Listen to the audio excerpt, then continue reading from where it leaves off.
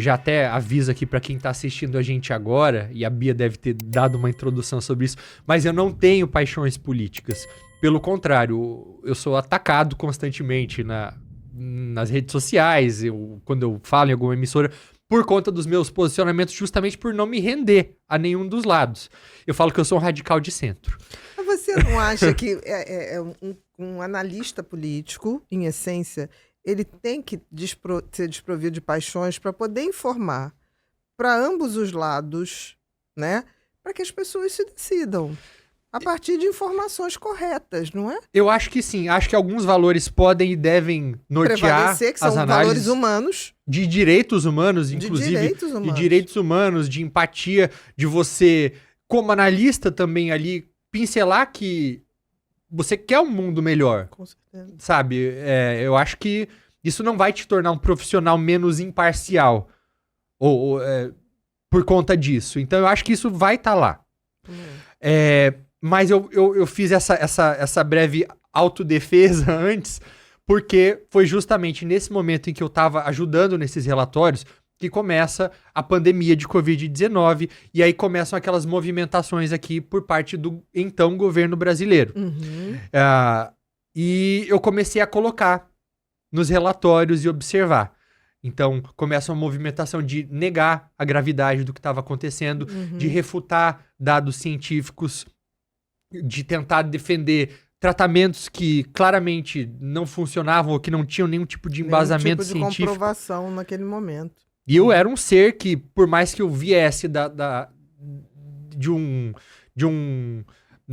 parte mais de estudos de humanas, eu vinha da academia ali. Tava vindo de um mestrado, então qualquer coisa que fosse defendido como política pública, eu já sabia que tinha que ter um embasamento científico por trás. Não se faz política pública de saúde sem algum embasamento, né?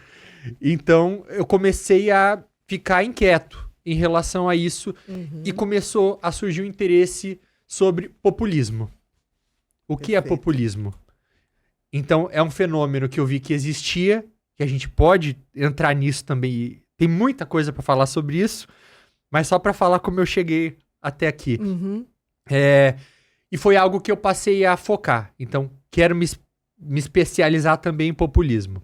Saí da Europa, fechou ali. Fechou não, você já estava ambientado. Abri mais uma caixinha. Abriu mais uma caixinha que foi populismo. O que o populismo nos traz de ruim, né? É a manipulação. A manipulação. E é algo que, assim, que eu sou inconformado com isso. O populista é aquela pessoa que acha que ele é o único que tem a legitimidade para governar. O que é completamente antidemocrático. Porque democracia é justamente isso, é você disponibilizar para a população uma cartela de representantes para eles escolherem quem ali melhor representa os ideais daquelas pessoas. Importante falar, mesmo quando essa pessoa for eleita, ela não pode governar só para a parcela da população que votou nela. Com certeza. Tem que governar para todos. Porque os populistas hoje, o que eles defendem? Que a democracia é a vontade da maioria. Mas eu brinco sempre... Não eu já vi sua cara. Não dá pra ser. A vontade da maioria é um conceito tão perigoso. Não é quando você tá com um grupo de amigos e você vai pedir uma pizza e vocês fazem uma votação pra saber qual sabor de pizza. É calabresa ganhou. Aí tem um que fala, não, aqui é uma democracia, vai ser esse sabor mesmo. Gente, pelo amor de Deus, a gente tá lidando com vidas, com valores. E olha o que o mundo já não passou até hoje. Então, não. O conceito atual de democracia e democracia liberal é um regime, o único regime que transforma as visões populares em políticas públicas ao mesmo tempo em que protege os direitos individuais, os direitos das minorias.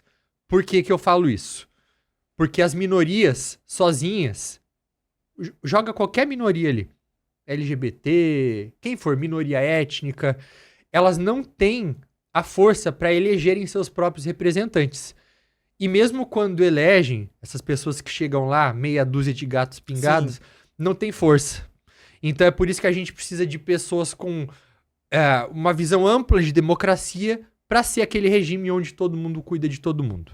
Perfeito, entendi, perfeito. Porque assim, um governo, ele tem que governar para todos. Tem que governar para todos. Não tem como.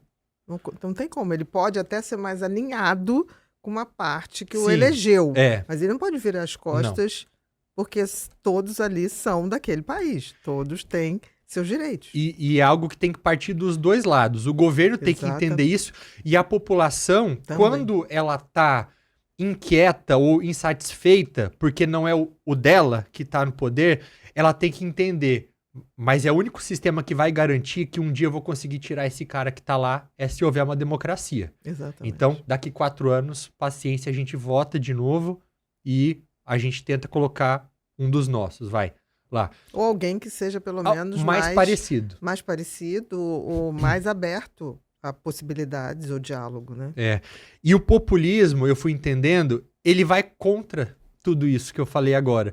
Porque se o cara se vende como único com legitimidade para governar, se ele tá disposto a erodir aquelas instituições que estão lá, aquelas regras que estão lá para permitir essa troca de governos ou de representantes, então ele é um inimigo desse sistema. Então isso me deixou muito inquieto na época, e aí a gente pode voltar e falar mais disso, como esses populistas destruíram democracias e ainda destroem. Gente, ao redor do mundo. Ao redor do mundo. E tá havendo um movimento, porque pelo que você está falando, populismo e ditadura caminham juntos. Pelo menos desde que mundo é mundo, eu me lembro disso. A ditadura da Argentina, ditadura de México, ditadura de Chile.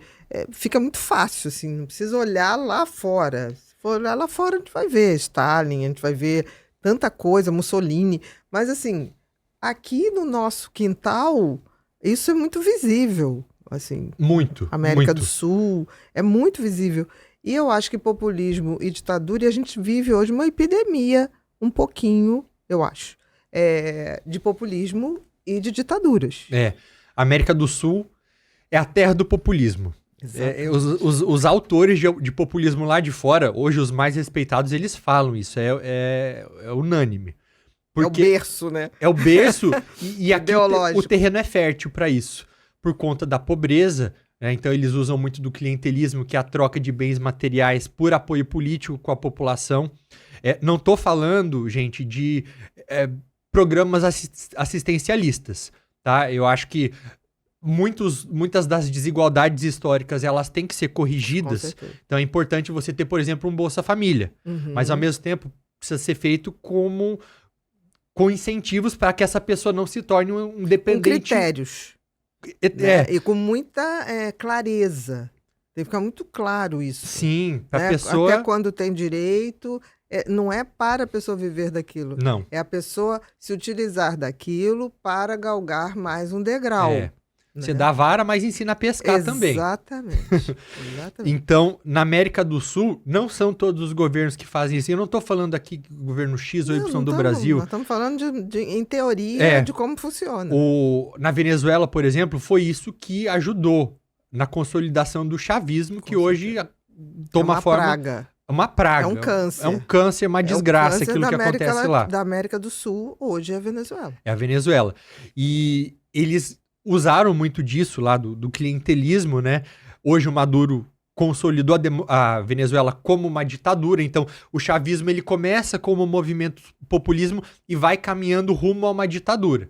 Então, se antes a gente estava mais acostumado a ver golpes de Estado ou democracia se tornando ditaduras com um golpe militar, com tanques nas ruas, não é mais o caso. Não. Hoje o cara é eleito, ele começa a corroer as instituições de dentro para fora, começa a mudar as regras do jogo, e aí ele, quando você vê, virou. Começa a perseguir pessoas que dentro do sistema tem que confrontá-lo, uma procuradoria geral, uma promotoria, é normal que a pessoa vá, né, para questionar. Sim. Tem que ter. Tem que ter. A gente fala que na engenharia, e eu sou péssimo de exatas, tá? Mas esse conceito eu memorizei e guardei para mim. Na engenharia, a forma mais sólida é o triângulo, né? Sim. É o que mais dá estrutura. E eu acho que quando a gente olha para os 3 poderes de um legislativo, um executivo e um judiciário independentes, é isso. É a mesma coisa. É um segurando o outro para que não haja abuso de poder. Abuso de nenhum dos 3, né? Agora, se você tem um executivo que ele começa a atacar demais Os outros poderes, ou querer interferir, e a gente viu diversos populistas fazendo isso, então, se eu não tenho maioria na Suprema Corte, o que eu faço? Começo a jogar para a população que essa Suprema Corte é o que tá atrapalhando o país. Ó, vocês votaram em mim, mas eu não tô conseguindo fazer aquilo que eu prometi porque eles estão me atrapalhando. O que a gente tem que fazer? Vamos aumentar o número de juízes dessa Suprema Corte. Então ele indica mais juízes, é uma Suprema Corte dele. Então ele já tem 2 poderes, o próprio e mais um. Aí tem uma eleição que acontece, ele consegue maioria no legislativo. O que ele faz quando ele tomou conta dos outros 2 poderes? Ele aprova uma nova Constituição. Uma Constituição com a cara dele que termina limite de mandato, que faz com que ele possa ser reeleito inúmeras vezes. E aí nasce um ditador. Aí nasce a ditadura. Nasce um ditador. Então, eu comecei minha carreira como comentarista, analista de política aí.